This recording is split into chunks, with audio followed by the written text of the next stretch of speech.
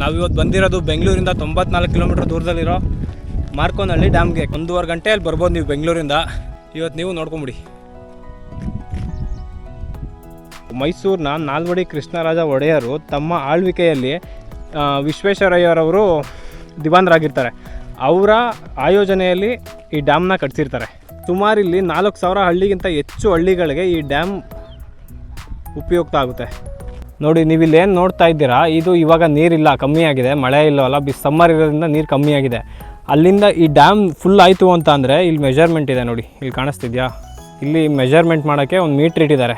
ಈ ಮೀಟ್ರ್ ಪ್ರಕಾರ ಮೆಜರ್ಮೆಂಟ್ ಮಾಡಿ ಡ್ಯಾಮ್ ಎಷ್ಟು ತುಂಬಿದೆ ಅಂತ ಚೆಕ್ ಮಾಡ್ಬೋದು ಇವರು. ಇಲ್ಲಿ ಡ್ಯಾಮ್ ಚೆಕ್ ಮಾಡಿಕೊಂಡು ನಂತರ ನೀರನ್ನ ಎಕ್ಸ್ಟ್ರಾ ಏನು ನೀರಿರುತ್ತೆ ಅದನ್ನೆಲ್ಲ ಈ ಕಡೆಯಿಂದ ತಮಿಳ್ನಾಡಿಗೆ ಹೋಗುತ್ತೆ ನೀರು. KRS ಡ್ಯಾಮ್ ಮೂಲಕ ತಮಿಳ್ನಾಡಿಗೆ ಲಿಂಕ್ ಮಾಡಿದ್ದಾರೆ. ಹಿಂಗಾಸಿಂದ ಹೋಗ್ಬೋದು ನೀರು. ನೋಡಿ, ಮಳೆಗಾಲದಂತೂ ನಮ್ಮ ಡ್ಯಾಮ್ ಫುಲ್ ತುಂಬಿ ಹರಿತಿರುತ್ತೆ. ಇನ್ನೊಂದೇನಪ್ಪ ಅಂದರೆ ಏಷ್ಯಾದಲ್ಲೇ ಮೊಟ್ಟ ಮೊದಲ ಸ್ವಯಂ ಚಾಲಿತ ಬಾಗಿಲುಗಳನ್ನು ಹೊಂದಿರುವ ಡ್ಯಾಮ್ ಇದಾಗಿದೆ. ಆಗಿನ ಕಾಲದಲ್ಲೇ ತುಂಬ ಬುದ್ಧಿ ಉಪಯೋಗಿಸಿ ವಿಶ್ವೇಶ್ವರಯ್ಯನವರು ಡ್ಯಾಮ್ಗೆ ಆಟೋ ಸೈಫನ್ ಮಾಡಿದ್ದಾರೆ. ಅಂದರೆ ಯಾರು ಕೂಡ ಮ್ಯಾನ್ಯುಯಲ್ಲಾಗಿ ಬಂದಿಲ್ಲಿ ಗೇಟ್ಗಳನ್ನ ಓಪನ್ ಮಾಡೋದು ಬೇಕಾಗಿಲ್ಲ.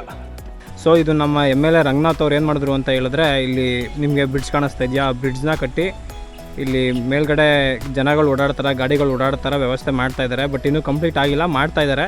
ಕೆಳಗಡೆ ನೀರು ಹರಿಯುತ್ತೆ. ಮುಂಚೆ ತುಂಬಾ ಈ ಕಡೆ ಏನಾದರೂ ಡ್ಯಾಮ್ ತುಂಬಿತು ಅಂತ ಹೇಳಿದ್ರೆ ಈ ಅಕ್ಕಪಕ್ಕ ಹೋಗೋ ಊರುಗಳಿಗೆ ಜಾಗನೇ ಇರ್ತಿರ್ಲಿಲ್ಲ. ಬೇರೆ ಮೇಲ್ಗಡೆ ಡ್ಯಾಮ್ ಮೇಲ್ಗಡೆ ಹಾಸಿ ಬಿಡಬೇಕಾಗಿತ್ತು. ಸೊ ಅದೆಲ್ಲ ನೋಡೋಕ್ಕಾಗಲ್ಲ, ಮಾಡೋಕ್ಕಾಗಲ್ಲ, ಆ ಥರ ತುಂಬ ಡೇಂಜರ್ ಅಂತ ಹೇಳಿ ಇವಾಗ ಮೇಲ್ಗಡೆ ಅಲ್ಲಿ ಸೇತುವೆ ಕಟ್ತಾ ಇದ್ದಾರೆ.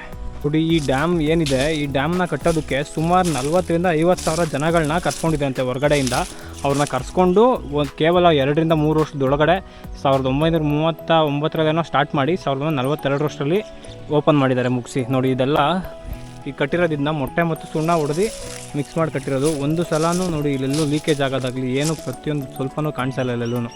ನೋಡಿ, ಆಗಿನ ಕಾಲದಲ್ಲೂ ಕೂಡ ಕನ್ಸ್ಟ್ರಕ್ಷನ್ ಮಾಡ್ತಾಯಿದ್ರು, ಬಟ್ ಈಗಿನ ಕಾಲದಲ್ಲೂ ಕನ್ಸ್ಟ್ರಕ್ಷನ್ ಮಾಡ್ತಾರೆ. ಕಂಪೇರ್ ಮಾಡಿ ನೋಡಿ, ಇದು ಸುಮಾರು ಹತ್ತತ್ರ ಒಂದು 70-80 ವರ್ಷ 70-80 ವರ್ಷ ಆಗಿದೆ ಡ್ಯಾಮ್ ಕಟ್ಟಿ. ಒಂದು ಚೂರು ಬಿರುಕು ಆಗಲಿ ಏನೇ ಆಗಲಿ ಸ್ವಲ್ಪ ಡ್ಯಾಮೇಜ್ ಆಗೋದು ಏನೂ ಆಗಿಲ್ಲ. ಈಗಿನ ಕಾಲದಲ್ಲಿ ಕನ್ಸ್ಟ್ರಕ್ಷನ್ಗಳು ಮಾಡ್ತಾರೆ, ಆ ರೋಡ್ಗಳನ್ನ ಹಾಕಿರ್ತಾರೆ, ರೋಡ್ಗಳು ಹಾಕಿ ಒಂದು ವರ್ಷದೊಳಗಡೆ ಕಿತ್ತು ಲಬ್ಬಂಡೆ ಇದ್ದೋಗಿರ್ತವೆ, ಸ್ವಲ್ಪನೂ ಕ್ವಾಲಿಟಿ ಅನ್ನೋದಿರಲ್ಲ. ಆಗಿನ ಕಾಲ ಮೈಸೂರು ಮಹಾರಾಜರಾಗಿರ್ಬೋದು, ವಿಶ್ವೇಶ್ವರಯ್ಯನವರಾಗಿರ್ಬೋದು, ಆಗಿನ ಕಾಲದಲ್ಲಿ ಕೆಲಸ ಮಾಡಿರೋ ಪ್ರತಿಯೊಬ್ಬರಿಗೂ ಕೂಡ ನಾವು ಕ್ರೆಡಿಟ್ ಕೊಡಲೇಬೇಕು ಇಂತಹ ಡ್ಯಾಮ್ ಕಟ್ಟಿರೋದಕ್ಕೆ.